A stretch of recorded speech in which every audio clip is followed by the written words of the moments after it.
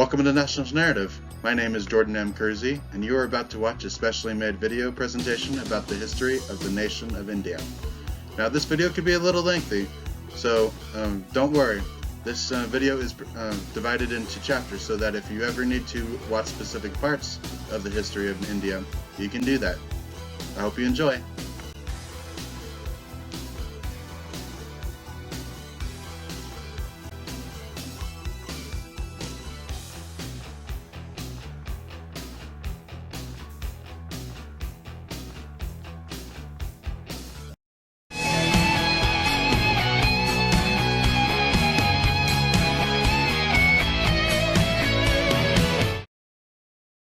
India is a country in South Asia bounded by the Indian Ocean on the south, the Arabian Sea on the southwest, and the Bay of Bengal on the southeast.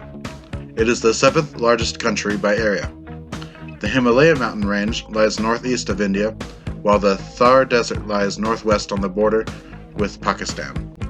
The original Indian plate survives as a peninsular India, the oldest and geologically most stable part of India. It extends as far north as the Satpura and Vindhya ranges in central India.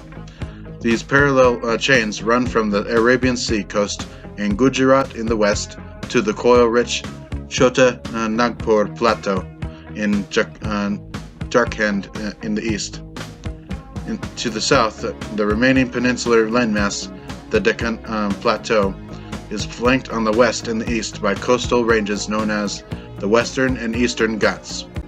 The plateau contains the country's oldest rock formations, and some over 1 billion years old.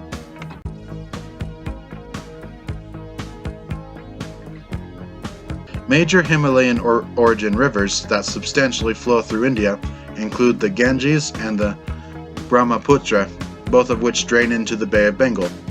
Important tributaries of the Ganges include the Yamuna and the Kosi. The latter's extremely low gradient caused by long-term deposition leads to severe floods and course changes. Major peninsular rivers, whose steeper gradients prevent their waters from flooding, include the Godavari, the Mahanadi, the Kaveri, and the Krishna, which also drain into the Bay of Bengal, and the Narmada and the Tapti, which drain into the Arabian Sea.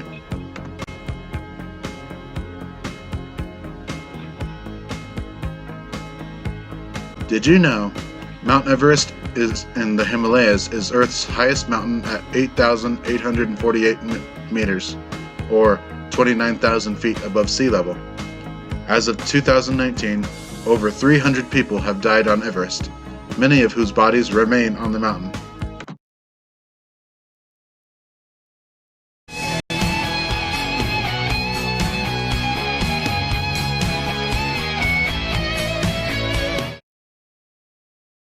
India is the second most populous country with about 1.37 billion people, and the most populous democracy in the world.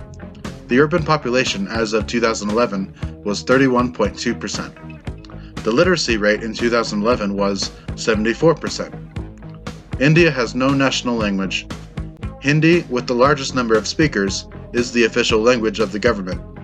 English is used extensively in business and administration, and has the status of a subsidiary official language. It is important in education, especially as a medium of higher education. Each state and union territory has one or more official languages, and the Constitution recognizes, in particular, 22 scheduled languages. The 2011 census reported that the religion in India with the largest number of followers was Hinduism, followed by Islam.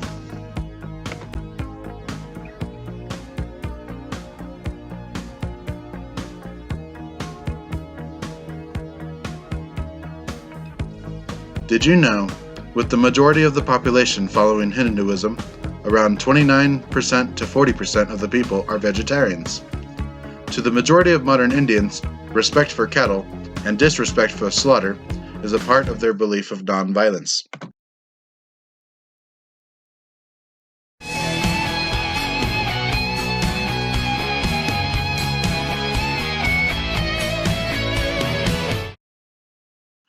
During the period 2000 to 500 BC, Many regions of the subcontinent transitioned from the Chalcolithic cultures to the Iron Age ones.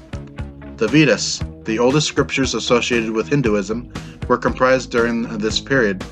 The Veda, for Orthodox Indian theologians, are considered revelations seen by ancient sages after intense meditation, and texts that have been more carefully preserved since ancient times. Most historians also consider this period to have encompassed several waves of Indo-Aryan migration into the subcontinent from the northwest.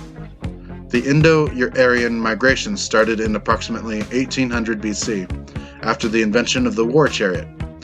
Ecological studies revealed that in the second millennium BC, widespread aridization led to the water shortages triggered large-scale migrations, resulting in the merger of migrating peoples with post-urban cultures. This period saw the rise of the caste system, which created a hierarchy tied with Hinduism. The Brahmin class included priests, teachers, and protectors of sacred learning across generations. Theoretically, the Brahmins were the highest class of the social order. The Kshatriya class included rulers, administrators, and all the warriors in society. The Vaishya class included traders, moneylenders, farmers, and cowherds. The Shudra class included the manual laborers and servants. The Dalit class, meaning broken or scattered, included the indigenous people of India that were repressed by the Indo-Aryan peoples, and any other individuals that were street cleaners, latrine cleaners, or rejects from the other classes.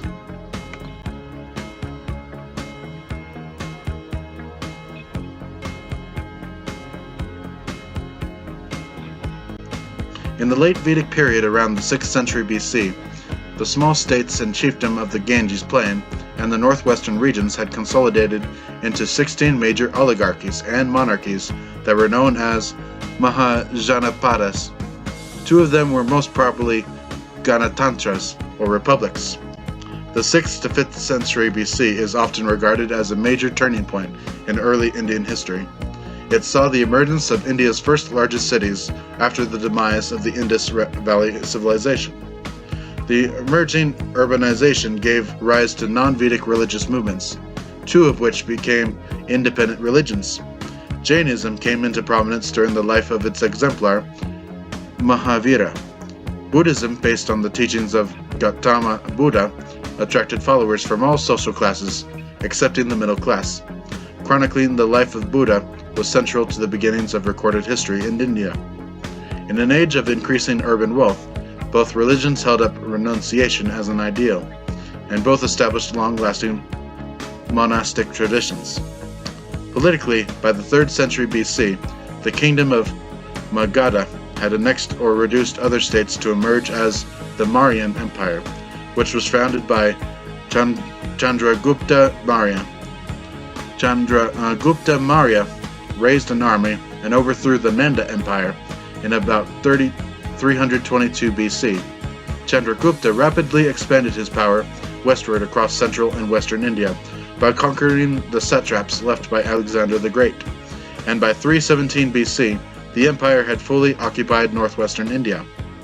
The Mauryan Empire then defeated the Seleucid Empire during the Seleucid-Mauryan War, thus acquiring territory west of the Indus River.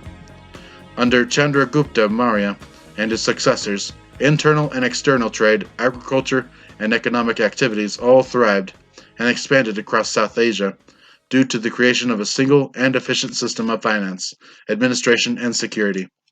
The Maurya dynasty built the Grand Trunk Road, one of Asia's oldest and longest trade networks, connecting the Indian subcontinent with Central Asia.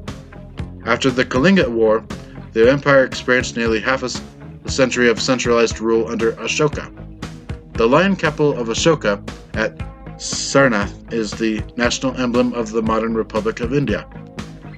The Mauryan kings are known as much for their empire building and determined management of public life as for Ashoka's renunciation of militarism and a far-flung advocacy of the Buddhism.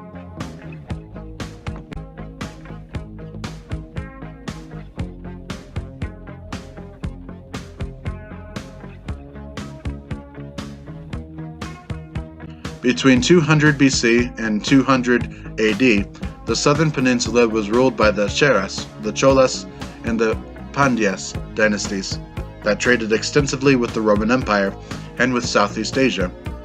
The Gupta Empire was an ancient Indian empire existing from the mid to late 3rd century CE, 3rd century AD to 543 AD. The ruling dynasty of the empire was founded by the king Sri Gupta. By the 4th and 5th century, the Gupta Empire had created a complex system of administration and taxation in the greater Ganges plain that became a model for later Indian kingdoms. Some historians consider the Golden Age of India to last from 319 to 543 AD. This Golden Age was reflected in the flowering of sculpture and architecture, which found patrons among an urban elite. Classical Sanskrit literature flowered as well, and Indian science, astronomy, medicine, and mathematics made significant advances.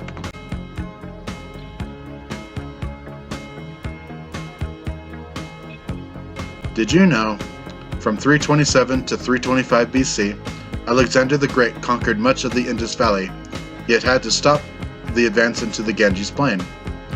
Although victorious, the Battle of the Hydaspes was possibly also the most costly battle fought by Alexander's army.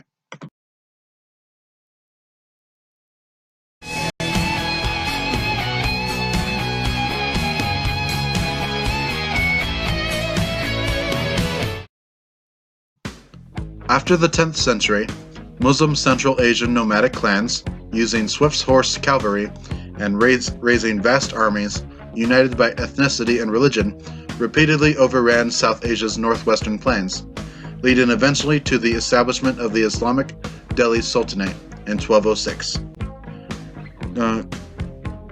Qutb al-Din Aybak, a former Turkic Mamluk slave of Muhammad Ghori, was the first Sultan of Delhi, and his Mamluk dynasty conquered large areas of northern India. The Delhi Sultanate stretched over large parts of the Indian subcontinent for 320 years. The Sultanate was to control much of North India and to make many forays into South India. Although at first disruptive for the Indian elites, the Sultanate largely left its vast non-Muslim subject population to its own laws and customs. The Sultanate is noted for being one of the few powers to repel attacks by the Mongols, causing the decline of Buddhism in East Asia and Bengal, and enthroning one of the few female rulers in Islamic history, Razia Sultana, who reigned from 1236 to 1240. The Sultanate's raiding and weakening of the regional kingdoms of South India paved the way for the indigenous Vijayanagara Empire. The Vijayanagara Empire was based in the Deccan Plateau region in South India.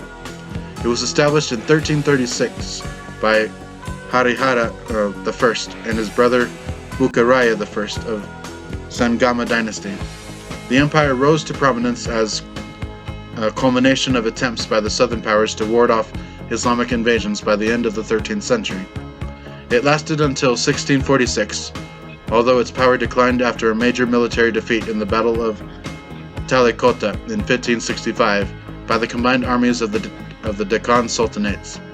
The Vijayanagara Empire created an epoch in South Indian history that transcended regionalism by promoting Hinduism as a uniting factor.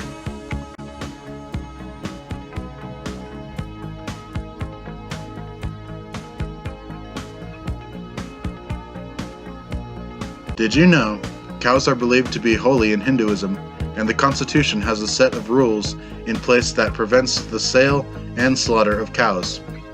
This practice was inspired by the beliefs in Hinduism that a soul is present in all living things.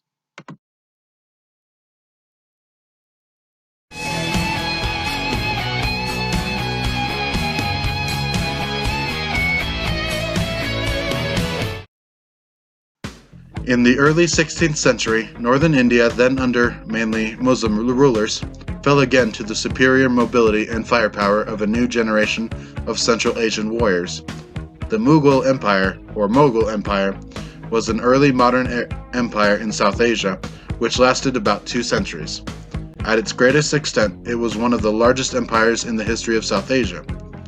The Mughal Empire is conventionally said to have been founded in 1526 by Babur, a warrior chieftain from what today is Uzbekistan, who employed aid from the neighboring Safavid and Ottoman empires to defeat the Sultan of Delhi in the First Battle of Panipat, and to sweep down the plains of Upper India. The Mughal Empire was created and sustained by military warfare, but the resulting Mughal Empire did not stamp out the local societies it came to rule. Instead, it balanced and pacified them through new administrative practices and diverse and inclusive ruling elites, leading to more systematic, centralized, and uniform rule.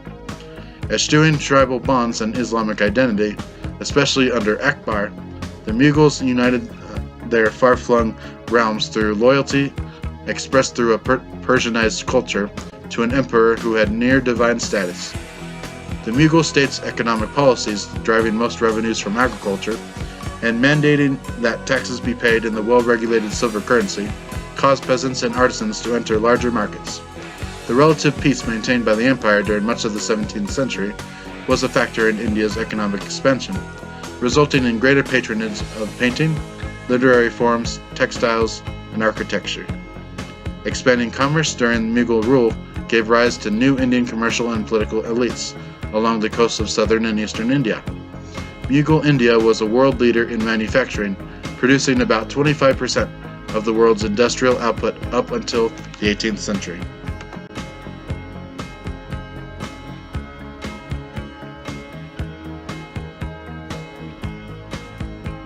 By the early 18th century, with the lines between commercial and political dominance being increasingly blurred, a number of European trading companies, including the English East India Company, had established coastal outposts.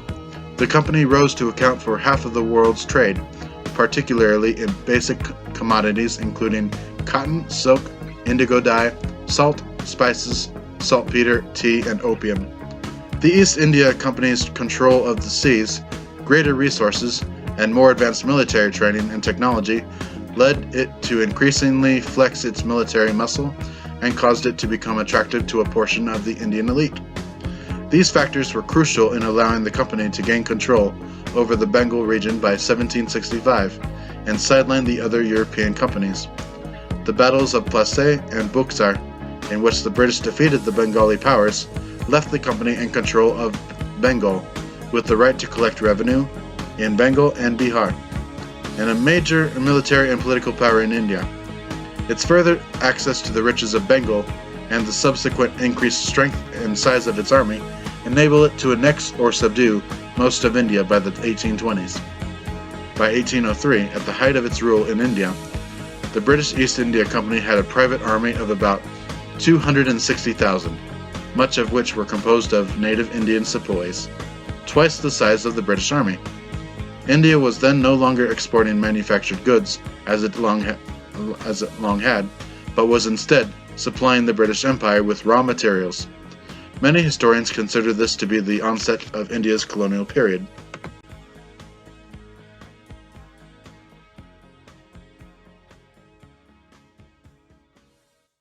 Did you know the Taj Mahal is an ivory white marble Islamic mausoleum commissioned in 1632 by the Mughal Emperor Shah Jahan to house the tomb of his favorite wife, Mumtaz Mahal. The Taj Mahal was designated as a World Heritage Site in 1983 for being the jewel of Muslim art in India and one of the universally admired masterpieces of the world's heritage.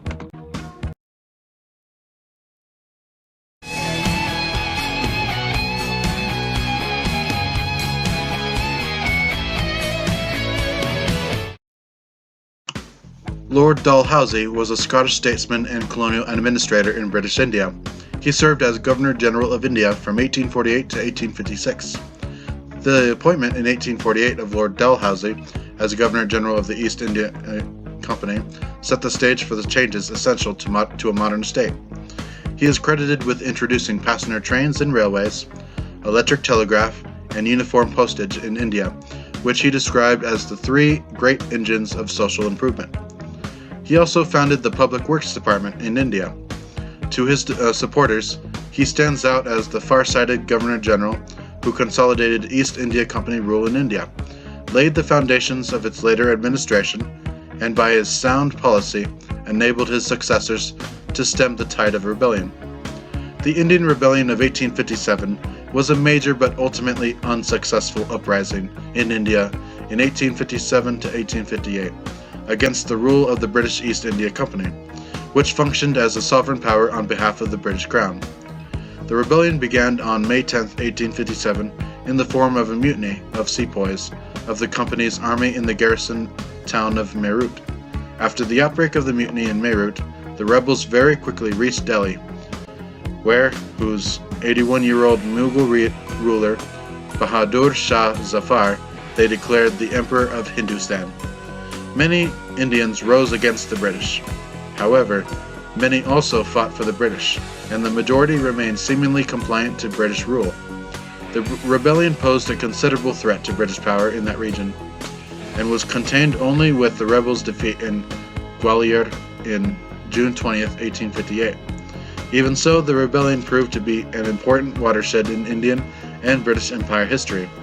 It led to the dissolution of the East India Company, and forced the British to reorganize the army, the financial system, and the administration in India, through passage of the Government of India Act 1858. India was thereafter administered directly by the British government in the new British Raj. On November 1, 1858, Queen Victoria issued a proclamation to the Indians, which, while lacking the authority of a constitutional provision, promised rights similar to those of other British subjects. Proclaiming a unitary state and a gradual but limited British-style parliamentary system, the new rulers also protected princes and landed gentry as a feudal safeguard against future unrest.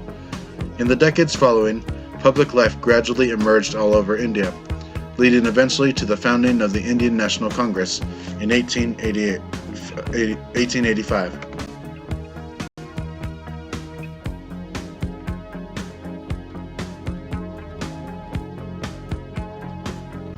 The Indian Army during World War I contributed a large number of divisions and independent brigades to the European, Mediterranean, and the Middle East theaters of the war in World War I.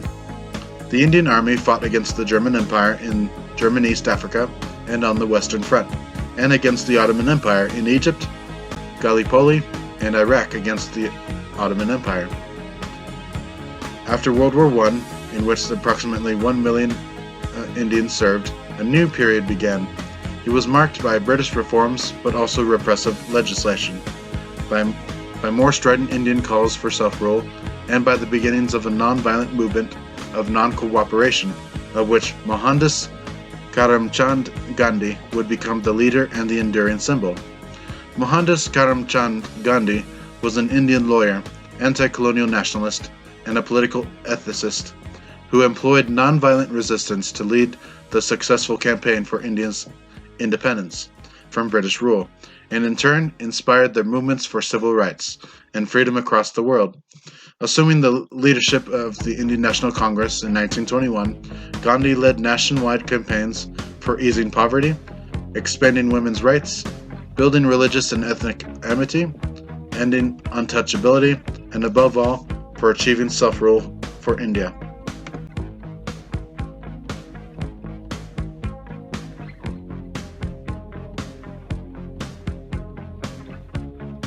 During the Second World War, India was controlled by the United Kingdom. British India officially declared war on Nazi Germany in September 1939. The British Raj, as part of the Allied nations, sent over 2.5 million soldiers to fight under British command against the Axis powers. Indians fought the Germans in Europe and North Africa, and against the Japanese in Southeast Asia. Field Marshal Sir Claude Auchinleck, Commander-in-Chief of the Indian Army, asserted the British couldn't have come through both World Wars, World War I and II, if they hadn't had the Indian Army. The Indian Army during World War II was one of the largest contingents of the Allied forces. After the end of the war, India emerged as the world's fourth largest industrial power, and its increased political, economic, and military influence paved the way for its independence from the United Kingdom in 1947. Gandhi's vision of an independent India based on religious pluralism was challenged in the early 1940s by a new Muslim nationalism, which was demanding a separate Muslim homeland carved out of India. In August 1947, Britain granted independence, but the British Indian Empire was partitioned into two dominions, a Hindu-majority India and a Muslim-majority Pakistan. As many displaced Hindus, Muslims, and Sikhs made their way to their new lands, religious violence broke out, especially in the Punjab and Bengal. Eschewing the official celebration of independence in Delhi, Gandhi visited the affected areas, attempting to provide solace. In the months following, he undertook several fasts unto death to stop religious violence. On January 30th, 1948, a Hindu nationalist shot Gandhi. Gandhi is commonly, though not formally considered, the father of the nation in India.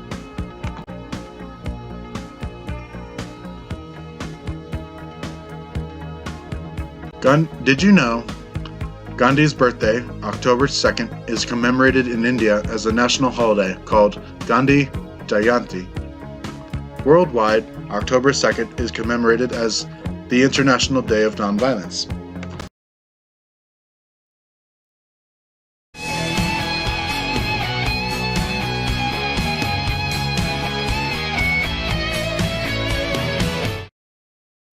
The national flag of India is a horizontal rectangular tricolor of Indian saffron orange, white, and Indian green, with the Ashoka Chakra, a 24-spoke wheel in the navy blue, at its center. It was adopted in its present form, and it became the official flag on the 15th of August, 1947. Saffron orange, white, and green were chosen for the three bands, representing courage and sacrifice, peace and truth, and faith and chivalry, respectively. The wheel represents the dynamism of a peaceful change, and that India should no more resist change. It must move and go forward. Vital to India's self-image as an independent nation was its constitution, completed in 1950, which put in place a secular and democratic republic. It has remained a democracy with civil liberties, an active Supreme Court, and a largely independent press. Economic liberalization, which began in the 1990s, has created a large urban middle class, transformed India into one of the world's fastest growing economies. Indian movies, music, and spiritual teachings play an increasing role in global culture. Yet India is also shaped by seemingly unyielding poverty, both rural and urban, by religious and caste-related violence, by Maoist-inspired Naxalite insurgencies, and by separatism in Jammu and Kashmir and in northeast India. Religious violence in India includes acts of violence generally between Hindus and Muslims, often in the forms of rioting. From 2005 to 2009, an average of 130 people died every year from communal violence. The Naxalite Maoist insurgency is an ongoing conflict between communist or Maoist groups known as Naxalites and the Indian government, supported by right-wing paramilitaries. The Naxalite Maoist insurgency gained an international media attention after the 2013 Naxal attack in Darba Valley resulted in the deaths of around 24 Indian National Congress leaders. The insurgency in Jammu and Kashmir is an uprising or revolt against the Indian administration of Jammu and Kashmir, and a region constituting the southern portion of the larger Kashmir region, which has been the subject of a dispute between India and Pakistan since 1947.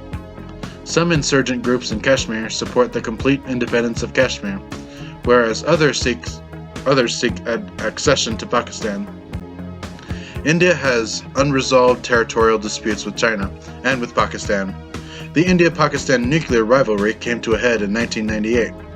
India's sustained democratic freedoms are unique among the world's newer nations. However, in spite of its recent economic successes, freedom from want for its disadvantaged population remains a goal yet to be achieved.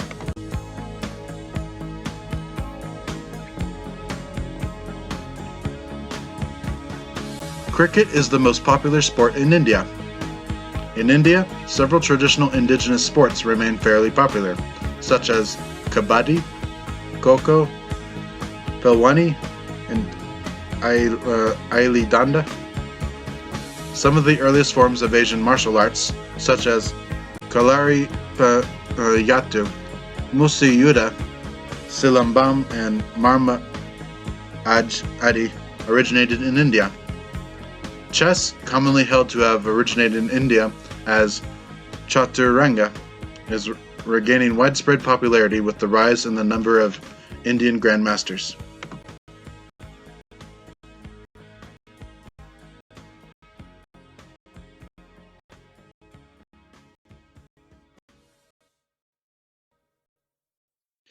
The Indian Space Research Organisation is a space agency of the Government of India.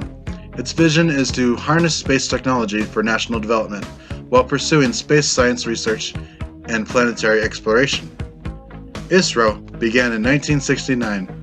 ISRO built India's first satellite, Aryabhata, which was launched by the Soviet Union on April 19, 1975. In 1980, Rohini became the first satellite to be placed in orbit by an Indian-made launch vehicle, SLV-3. ISRO sent a lunar orbiter, Chandrayaan-1, on October 22, 2008, which discovered lunar water in the form of ice, and the Mars Orbiter mission on November 5, 2013, which entered Mars's orbit on September 24, 2014, making India the first nation to succeed on its maiden attempt to Mars, as well as the first space agency in Asia to reach Mars's orbit. On July 22, 2019, ISRO launched its second lunar mission, Chandrayaan-2, to study the lunar geology and the distribution of lunar water. Future plans include human spaceflight, a space station, interplanetary probes, and a solar spacecraft mission.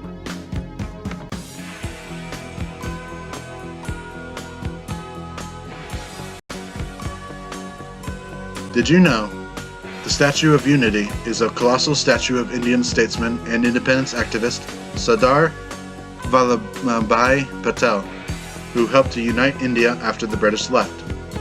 It is the world's tallest statue with a height of 182 meters.